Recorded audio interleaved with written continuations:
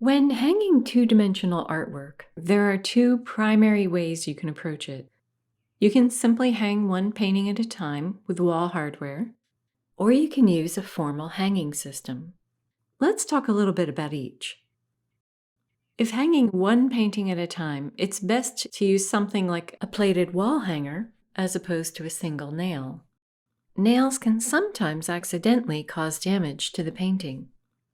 Although people have used nails for centuries, there is a risk that the nail could puncture the back of the painting or canvas. I actually had it puncture a dust cover many years ago before making the switch to a plated nail and hook set. For heavier or large work, make sure your nail set is hammered into a wall joint if at all possible. You can often hear where the wall joints are by knocking along the wall. Where you have a joint in the wall, it'll sound more solid.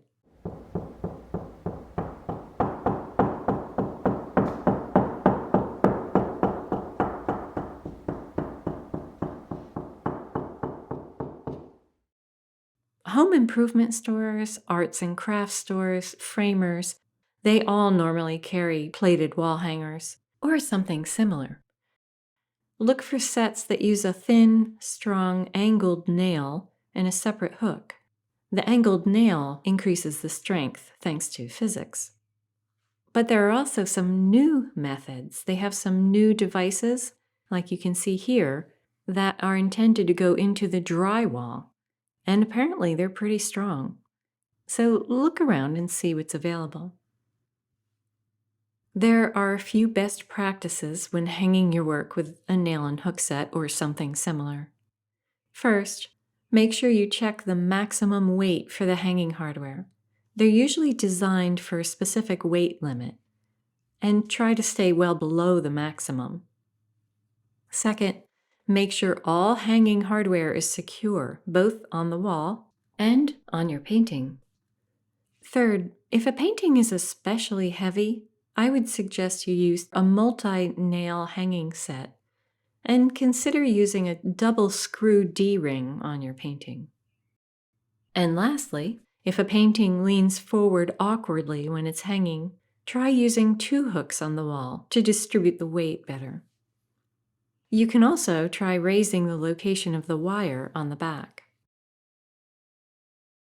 Using a nail and hook set for each painting is one option for displaying your work on a wall. Another option is to set up a formal hanging system, where a rail of some kind is attached to the wall or to the ceiling, and they have a wire or a cable of some kind hanging down from which you hang your art.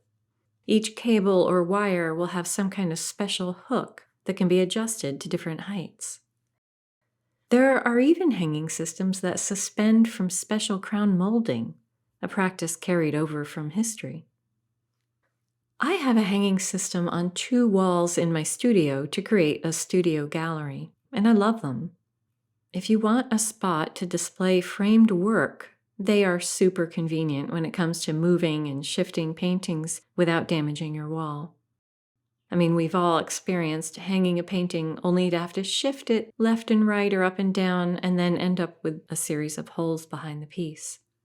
A hanging system also results in a nice, clean gallery look, although it does require a financial investment. You may be able to come up with a do-it-yourself version for much less. My gallery hanging system is made by Arakawa Grip. And as you can see, I simply attached the primary metal bar to the top of the wall, and then attached the related hanging wires wherever I needed them. Once that was in place, there are these special hooks that secure right into the wire, and they can go up and down or turn, and it's from those that I hang my paintings. I do use two, because when I'm hanging from wire, I find that you get a more balanced presentation if you use two hooks connected to wires behind it. So let's take a minute and look at some of the hanging systems that are available online.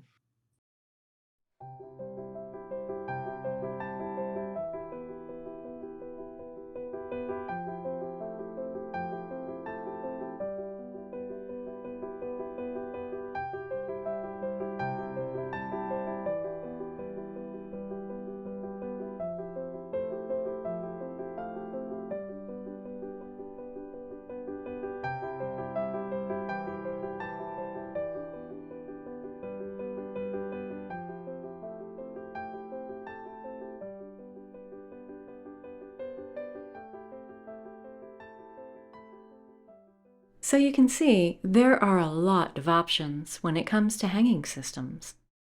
In the next lecture, we'll discuss creating a wall display.